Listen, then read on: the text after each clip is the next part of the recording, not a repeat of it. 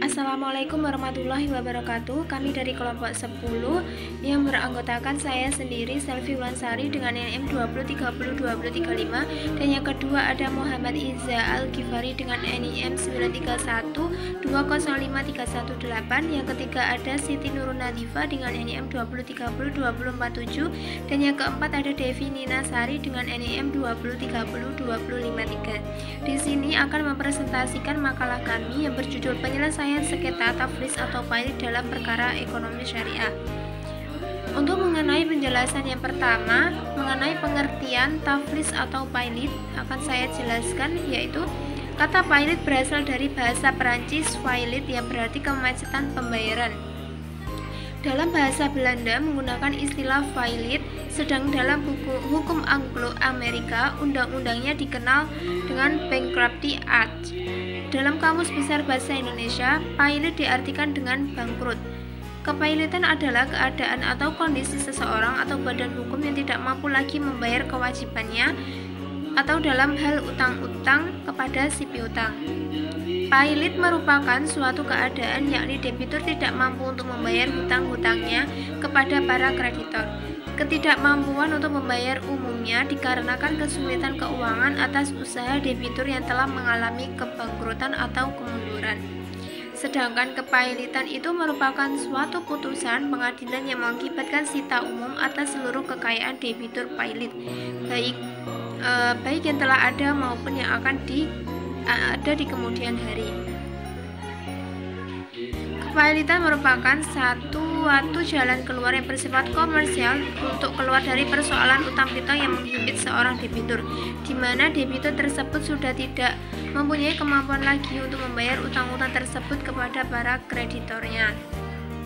Untuk poin yang selanjutnya akan dijelaskan oleh teman saya.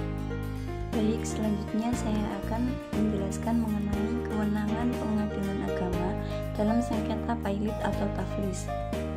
Penyelesaian sengketa dalam ekonomi syariah dapat ditempuh melalui jalur litigasi dan non-litigasi.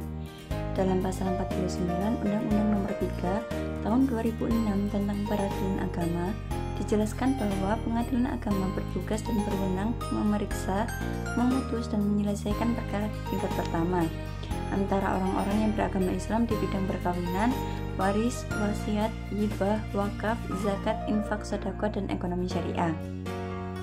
Apabila sengketa yang dimaksudkan adalah sengketa kepailitan ekonomi syariah, maka pengadilan yang dimaksud adalah pengadilan agama.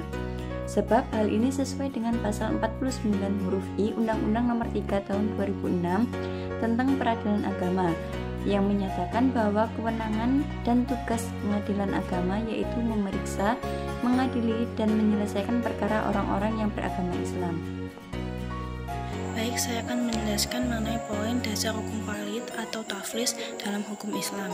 Sebagai dasar umum, peraturan umum dari lembaga kepailitan ialah Kitab Hukum Perdata, KUH Perdata, khususnya pasal 1131 dan 1132. Sedangkan dasar hukum khusus tentang kepailitan di Indonesia saat ini diatur dalam Undang-Undang Nomor 4 Tahun 1998. Dasar hukum kepailitan dalam hukum Islam dapat ditemukan dalam sebuah riwayat yang menyatakan bahwa Rasulullah SAW menetapkan Mu'adz bin Jabal sebagai orang yang terlilit hutang dan tidak mampu melunasinya, pilot. Kemudian Rasulullah melunasi utang Mu'adz bin Jabal dengan sisa hartanya, tetapi yang berpiutang tidak menerima seluruh pinjamannya. Maka dia pun melakukan protes kepada Rasulullah.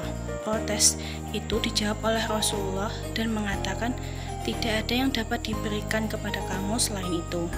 Berdasarkan hadis tersebut, ulama fikih telah sepakat mengatakan bahwa seorang hakim berhak menetapkan seseorang atau debitur pilot karena tidak mampu membayar utang-utangnya. Kemudian poin proses pernyataan pilot atau taflis. Yang pertama, Panitera akan mendaftarkan pada tanggal permohonan kepada pemohon diberikan tanda diterima. Kemudian yang kedua, panitera menyampaikan permohonan pernyataan pilot kepada ketua pengadilan paling lambat 2 hari setelah tanggal permohonan didaftarkan. Yang ketiga, pilot paling lambat 3 hari setelah tanggal permohonan pernyataan pilot didaftarkan. Pengadilan mempelajari permohonan dan menetapkan hari sidang. Yang keempat, sidang pemeriksaan diselenggarakan paling lambat 20 hari setelah tanggal permohonan didaftarkan.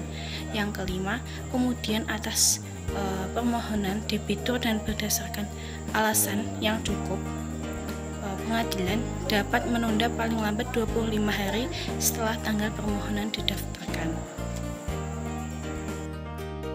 Poin ke-6, akibat kepailitan.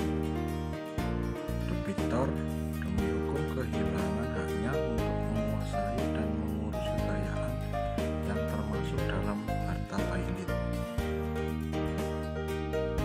Sejak tanggal putusan pernyataan pailit diucapkan, tuntutan mengenai hak dan kewajiban yang menyangkut harta pailit harus diajukan oleh atau terhadap kurtator. Selama kepailitan, debitur tidak dikenakan uang paksa. Selanjutnya, pekerja yang bekerja pada debitor dapat memutuskan hubungan kerja atau debitor melalui kurator dapat memutuskan hubungan kerja tersebut terhadap perjanjian sewa-menyewa yang dilakukan debitor dapat dilakukan penghentian sewa. Selanjutnya, hibah yang dilakukan debitor dapat dimintakan pembatalan kepada pengadilan. Sekian dari presentasi dari kelompok kami, kurang lebihnya mohon maaf. Wassalamualaikum